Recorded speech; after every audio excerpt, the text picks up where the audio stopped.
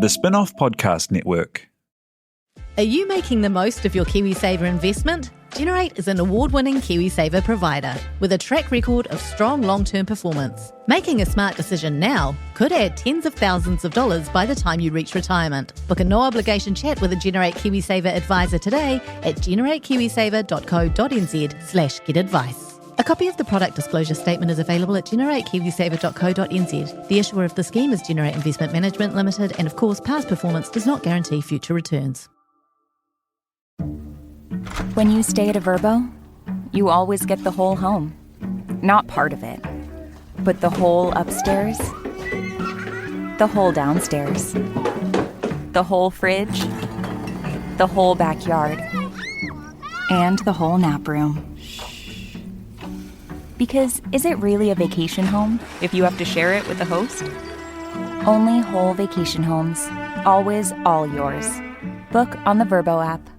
She never listened past like 35 minutes. Really? Yeah. How do you know that? Because I tested her regularly, every time. Exactly why we need to speed it up, right?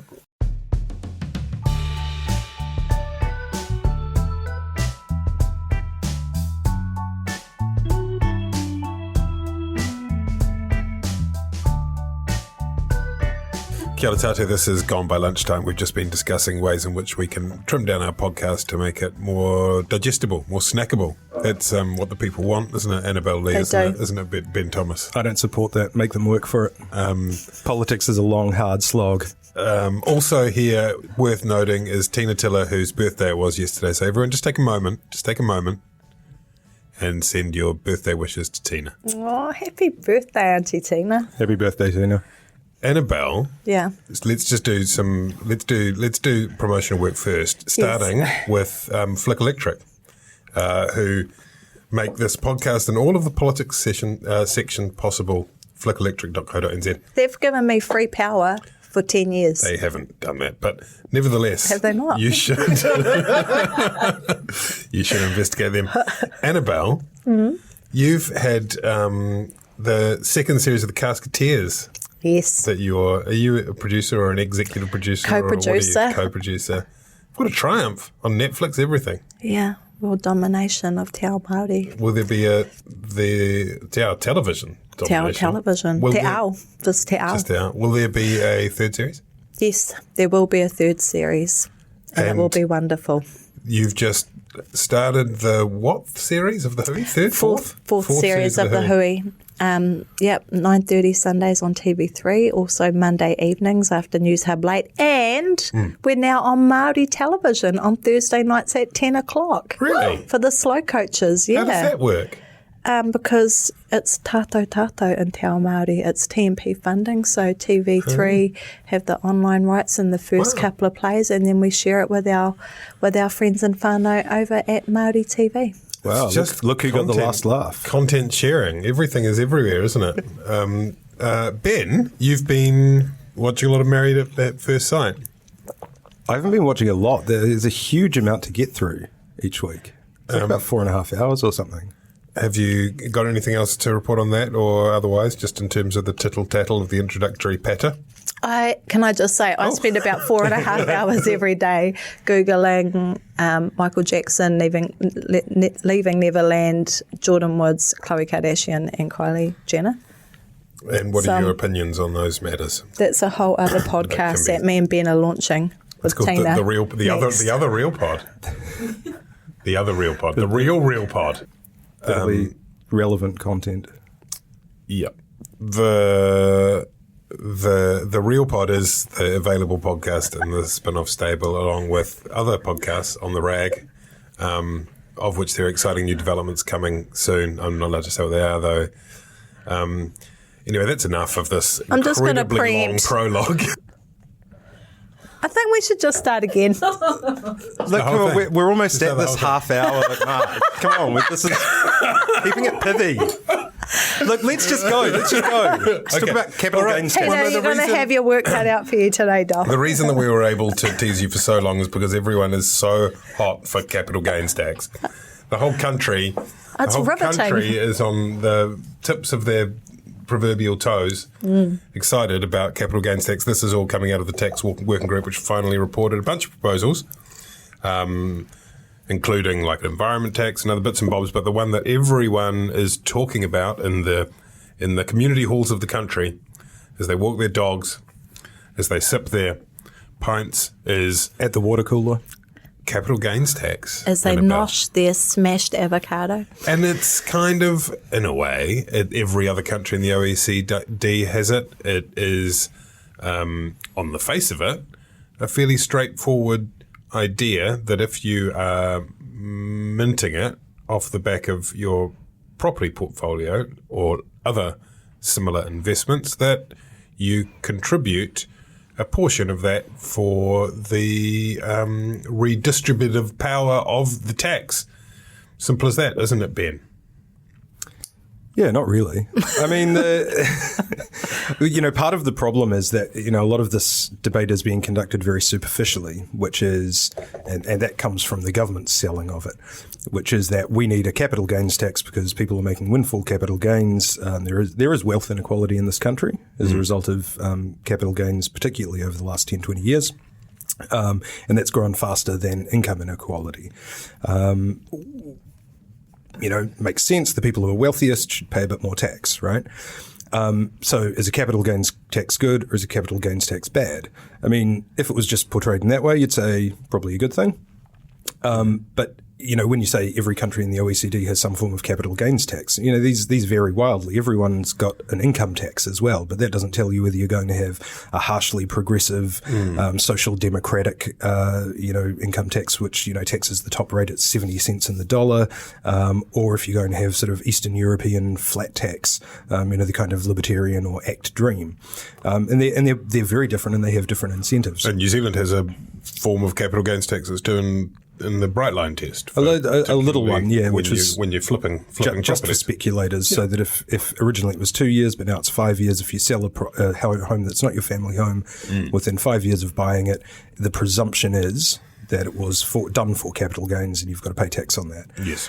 So the form that the tax working group recommended is quite a severe one in the sense that it applies any capital gains as normal income. So you're taxed at your top tax rate, which for most people who are making big capital gains will be 33 cents in the dollar, and will apply to every asset class, land, shares,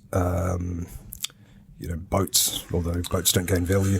All these sorts of things. Not artwork. Hamish Keith is happy and my question, Jenny Gibbs is safely holed up. My question is, that Michael Patakawhai house down at, so if you got that and relocated it to, I don't know, Matakana, do you have to pay capital gains tax on that under this? Is it your primary residence? Is it your family home? Are you moving in with the kids? It's a work of art. It's an artwork. Then yes. That you've got some bunks in. If you holiday in it, yes. If you just look at it, no. Is that right, Ben? Yeah, so if you're living in the Michael Patakawhai house, then it is not taxed for capital gains. If you've rented it out to someone, then it will be. Okay. Sorry, carry on. Yeah, but so where they've hit some controversy initially was this idea that small business owners would be paying capital gains on their businesses if they sell them, and so would farmers, and that KiwiSaver will be hit by a tax on capital gains as well, because these are all forms of capital that you accumulate, and there was one purpose that the government's talked about for this tax, which is fairness, everyone paying their fair share. But the other goal of capital gains tax throughout the years, of those who've advocated it in New Zealand, is to try and rebalance where we put our money in New Zealand. Everyone right now is just sinking money into a black hole of residential property. We've been hearing about Hawke's Bay landlords with 80 properties. Apparently, there's something like 200 New Zealanders who own 100 or more rental properties. It's madness. Is that true? I read it on Twitter, so I assume so. I don't. I've yet to see any. I reckon that's like there are 200 landlords who own more than blah blah blah properties. Yeah, well, landlord if they own a few apartment buildings, right? Yeah, that's probably true as well. Anyway, no, I think it's 100 mums and 100 dads living in nuclear families, having saved. But popping around to dust the cobwebs from your lampshade. But what happens is, and we've seen it with spiraling prices of housing, more and more money is going into the same amount of houses in New Zealand, which is, inflating these gains, supposedly worth more, but it's not creating any kind of productivity or more wealth for New Zealanders. It's not creating economic growth because, if a 1970s bungalow is worth $100,000 or $500,000, the only effect of that is that there's $400,000 that could be used somewhere else in the economy. So the idea was that if you had a capital gains tax that treated every asset class equally, people would be investing in business, they'd be creating jobs, they'd be buying shares, they'd be funding startups, we'd become, an investment and innovation paradise. And the big criticism of this report is that it doesn't do that because it doesn't affect family homes, which is, the number one source of savings. Does affect investment properties, but also, will start making it harder to invest in New Zealand shares, New Zealand companies. So incentivizes, goes that argument, people instead sticking a pop-up in their own house or building out the side or building a swimming pool instead of starting an app company. App company.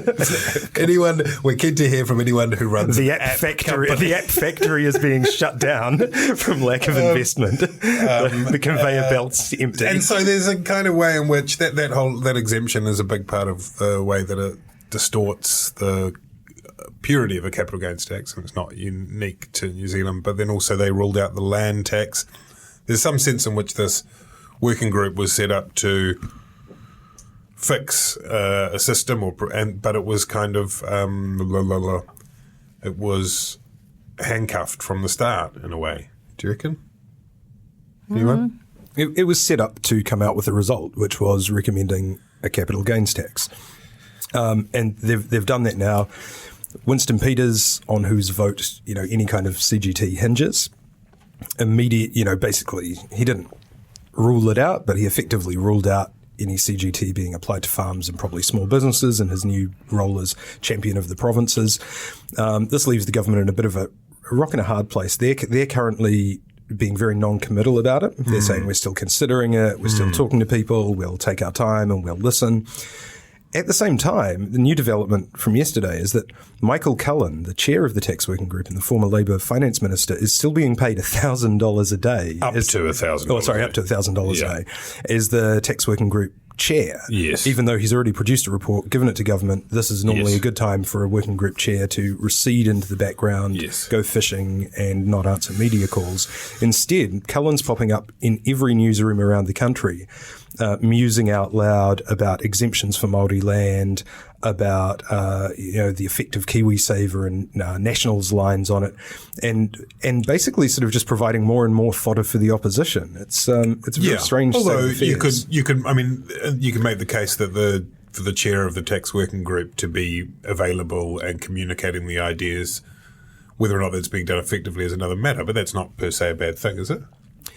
It's very unusual for these sorts of things. The normal process is you get the report delivered to you as the minister. The working group chair is gone. You just lock them up. And you lock them up. You take away their cell phone, you smash it with a hammer. You take Michael Cullen, and on the way you pick up Helen Clark. You take them for a Sunday afternoon drive, which ends in the old retired Labour politician's rest home. Yeah. You dump them at the gate and you hope that they stop fucking weighing in on your policies as if they're the adults in the room and you're just kids who are sort of acting at being Prime Minister and Finance Minister, which seems to be the case here. What Ben's trying to say, I think, Annabelle, to try and sum that up, is he's saying that a capital gains tax is a massive insult to the Kiwi way of life. I think that's exactly what he was saying, and it is a huge insult to the Kiwi way of life, except that now for a lot of Kiwis, the Kiwi way of life is like living in cars or being homeless. So unless they're going to apply a capital gains tax under like Central Auckland bridges or old woolly blankets from the Salvation Army, probably safe for a lot of people. No capital gain on your van, for example. But if you've got a batch, then you will have to pay capital gains tax on that. But you can buy art for your van and it'll be okay. Well, I thought it was really interesting yesterday, the exchange in Parliament and how National framed their questions around the taxation of Māori assets or Māori freehold land. And, there's that old saying about National employing dog whistle politics, but that wasn't even a dog whistle. The questions that Simon was posing yesterday, they were a wolf whistle, just absolutely playing to people's unwarranted fear and resentment that Māori are somehow going to be privileged by a possible capital gains tax. He was asking questions about tax working group have recommended that potentially Māori treaty assets and Māori freehold land should be exempt from capital gains tax. And instead of posing his questions around that in Parliament, he asked, are Māori going to be exempt from capital gains tax? So it's sort of it's really disappointing to see Māori being used in that way. Yeah, I think so too. I thought that was a bad line of questioning to go down. But again, going back to, what is Cullen doing, running up and down the country talking about this stuff, that first became a news story when Cullen started offering comment on it. And, we don't know what happened in the editing suite, but he did not seem, very clear on explaining, this was an exemption for Māori freehold land, which, let's face it, doesn't actually have any capital gains because, most of it has an extraordinary difficulty in getting, productivity, happening on Māori land because of fragmentation, because of the poor quality of a lot of the land, because of, colonisation. Lack of access, the huge number of issues that have been traversed over the years. And, it's a particular class of land that has a lot of ownership, complications.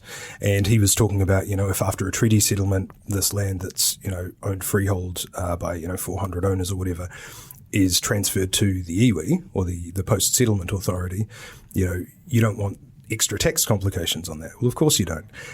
But the way that it came out in the media was it started sounding like, this kind of blanket exemption for iwi from capital gains. And so, this, again, I don't think National handled it well. I don't think that was a good line of questioning for them to go down. It did sound a bit unpleasant. But at the same time, I feel that, having Michael Cullen as this sort of loose cannon, just going and offering not just commentary, but also speculation on what he believes the government will do when they're actually being very non-committal, is very puzzling and confusing. That's a big part of the problem, isn't it, in terms of the political communication, is that the government, particularly the Labour part of the government, are in a position where they are making the case for an amorphous thing. It doesn't exist. They're kind of defending broadly the positions, but at the same time saying, but we haven't made a decision yet. And so and then on top of that, you've got massed all these little contradictory elements and fishhooks and the uncertainty of whether anything will ever be agreed at all, and exceptions and carve-outs and blah, blah, blah, blah, blah, that the idea of having an open, clean debate, which is probably always a bit of a fantasy anyway, it just hasn't really. I mean, look, what I'm saying is it's been a wonderful couple of weeks on Twitter for Democracy Mum. That's the kind of caliber of debate we seem to be having.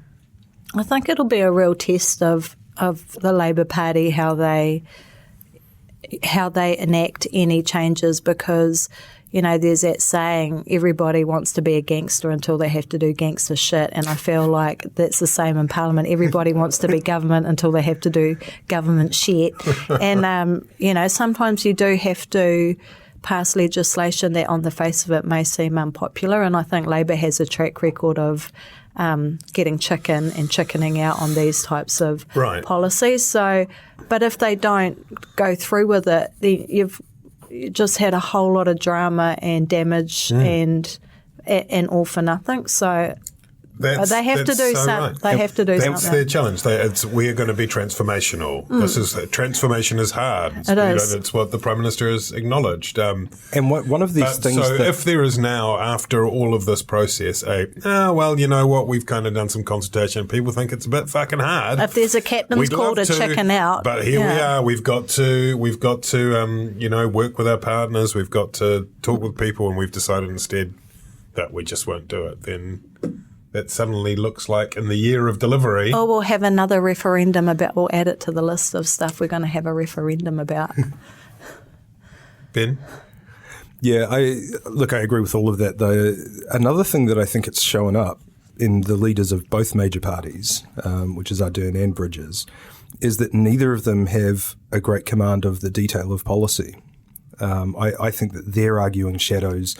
Bridges has an advantage in this, in that in parliamentary question time he can prepare his answer. He can prepare his questions, and he knows where he's going to go with his supplementary questions. And the Prime Minister has struggled, I think, in the last couple of days, to address detailed questions about what's even in the working group report. And I think Bridges has struggled as well in his media to talk about it. And I think this is interesting. We haven't been in a position, I think, for quite a long time where the two leaders of the two main parties just don't seem to be capable of having, an involved debate about an important policy. Well, it seems to me that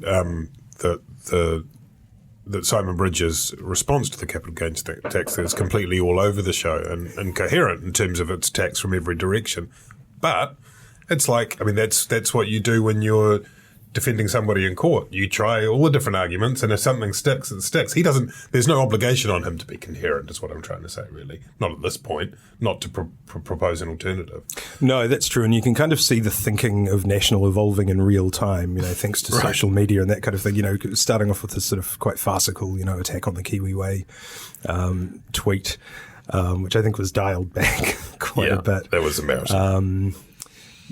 But then also to go at the same time be going, this policy won't work unless unless your family home is included, which appears to be making a case for including the family home. But we wouldn't do that either. And so there's sort of a circularity to some of the arguments. I don't know. Do you think, how is it looking, Bells, shaping up as this year of delivery? Jacinda Ardern herself nominated this as the year of delivery after last year being a lot of kind of gearing up, getting things underway, and now we've got a lot of those devolved policy-making approaches through working panels and working groups and consultations, and now we've got sort of quite a few working groups to implement working group recommendations and all that sort of stuff. Yeah. It is a hill to climb this year, right? It is, and that's going to be the test, is are they actually going to be able to get on and deliver and make changes, or are they going to get so caught up, fighting off the opposition and, deferring and consulting more and going cap in hand to Winston, that they're not going to be able to really deliver a whole lot. It's going to be a real test, isn't it, of there's obviously the leadership. So there's obviously Jacinda Ardern and Mr. Peters to some extent, and senior MPs like Grant Robertson. But it's also going to sort out the real wheat from the chaff in terms of the ministers. The ones who can push through their policy programs are going to emerge, and the ones who struggle aren't. Across almost all of the main portfolios, there is huge work. Whether it's you look at education and tomorrow's schools, whether you look at welfare, whether you look at the whole mental health panel, obviously we've got tax. There's just so much of this real that it's going to really test who can actually properly lead these changes through, right? Yeah, and I thought it was interesting seeing Chris Farfoy at the Prime Minister's post-cabinet press conference, talking about cracking down on ticket scalpers in Viagogo.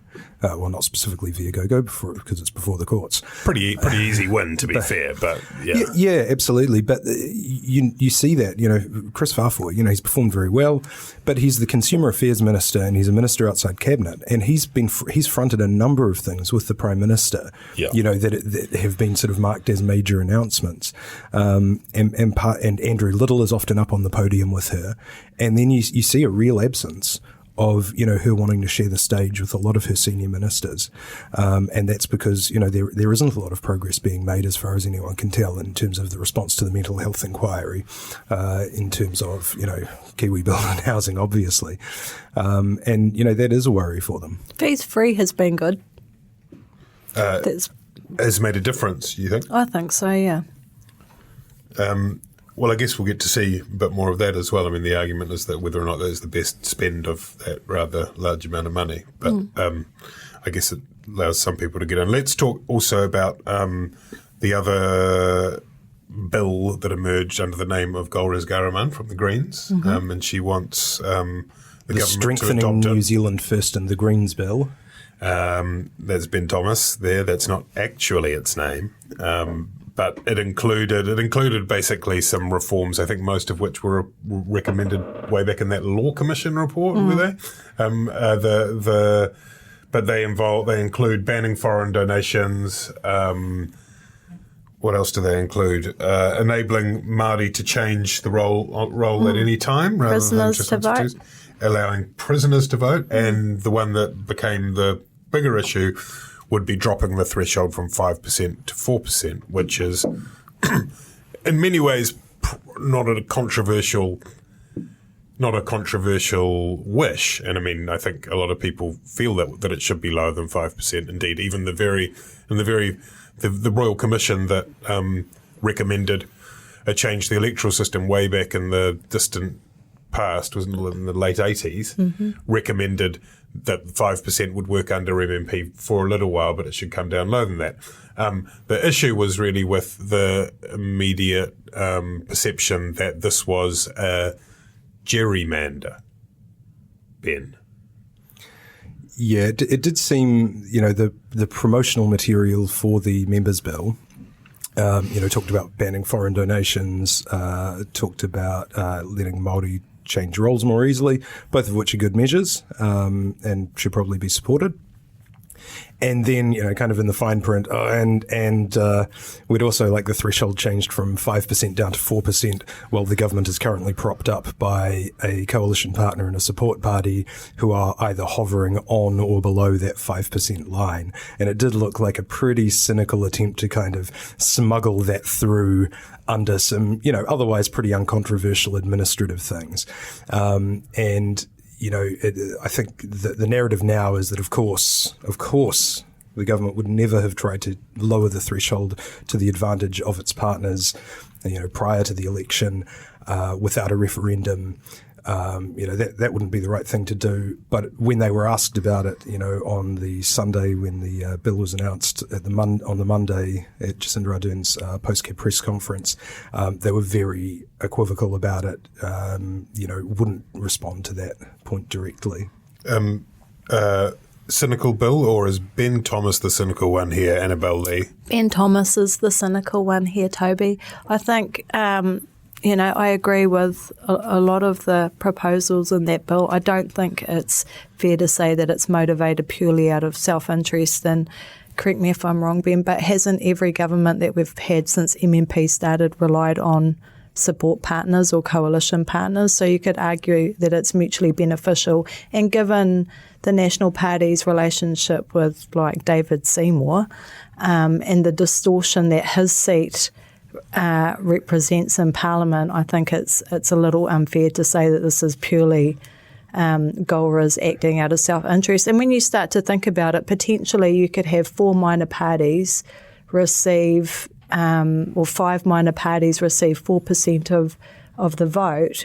That's like nearly 20% of New Zealanders, and still not be represented in Parliament unless they win an electorate seat. So I absolutely support lowering the threshold to 4%, particularly because it is so hard too for Māori political movements to get into Parliament. Would you go lower than 4 if you were in charge? Didn't Chris Bishop argue that there shouldn't be a threshold at all in his masters? I think when he was an MA student. Yeah. It's quite a good case for that. I agree with him. The other, my question, Ben, is it doesn't actually increase the number of MPs in Parliament, does it?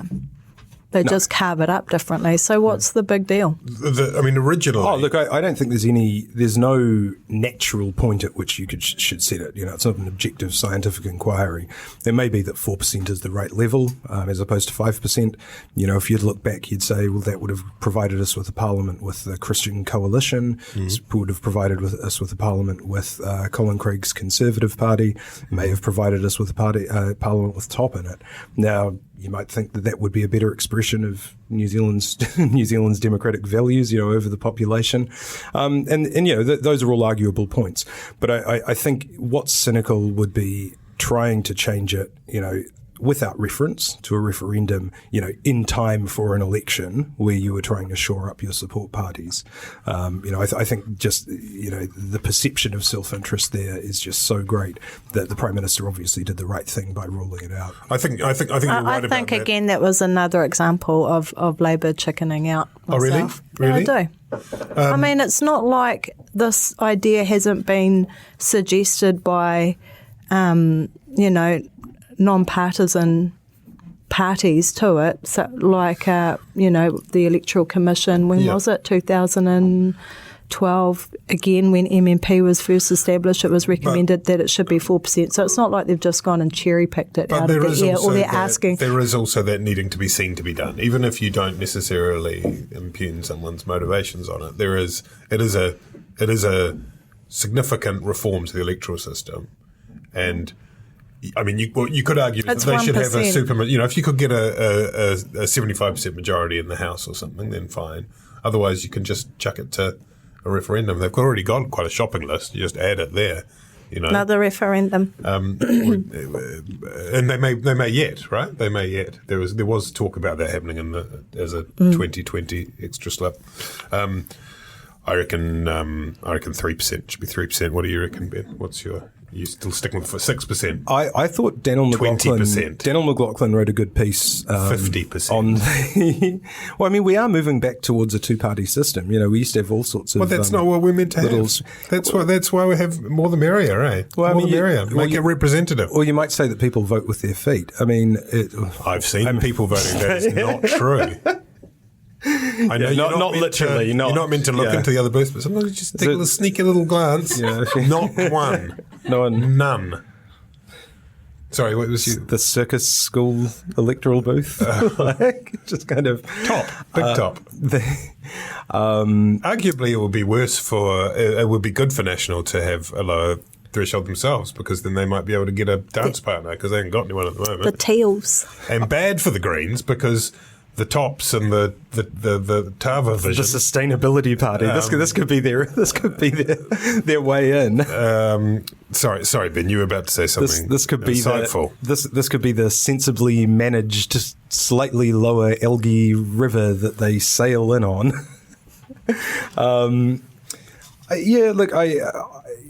Daniel McLaughlin made a reasonably good point on the spin-off that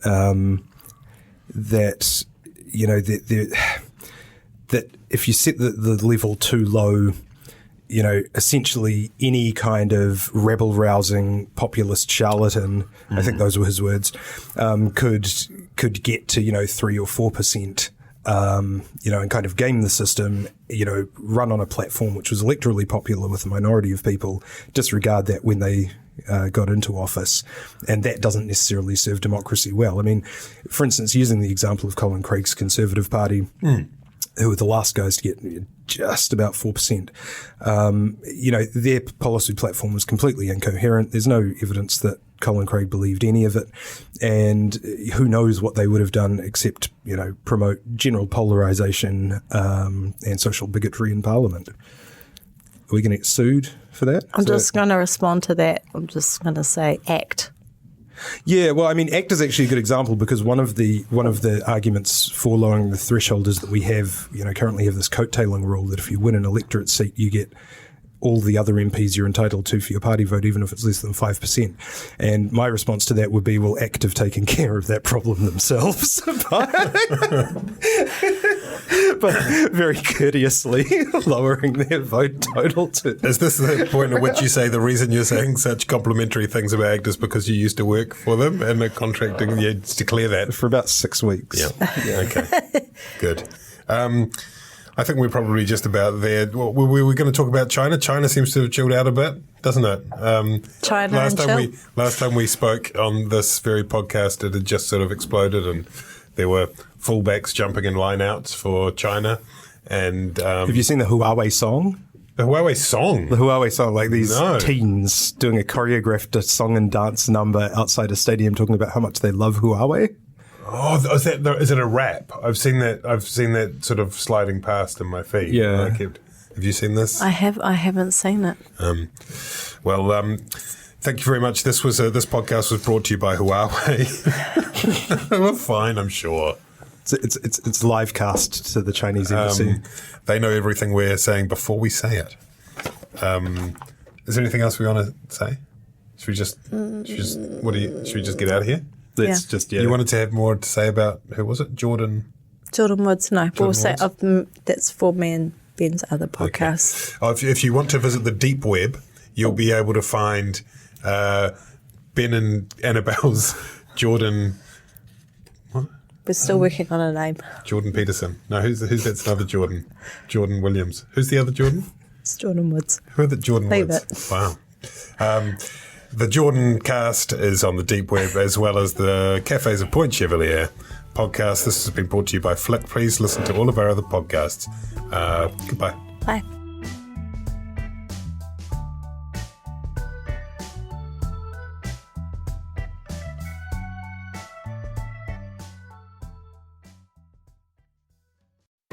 I'm Toby Manhire, and this is Juggernaut, the story of the Fourth Labour Government, a podcast in 6 parts. Doesn't give my opponents much time to run up to an election, does it? This nation is at risk. What do you think you're up to now, you perverted little liar? I could smell the uranium on it as you lean towards the most radical overhaul in the history of New Zealand's administration.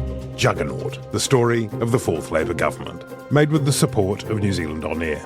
Listen now on The Spin-Off or wherever you get your podcasts. Talofa lover, I'm Madeline Chapman, editor at The Spin-Off.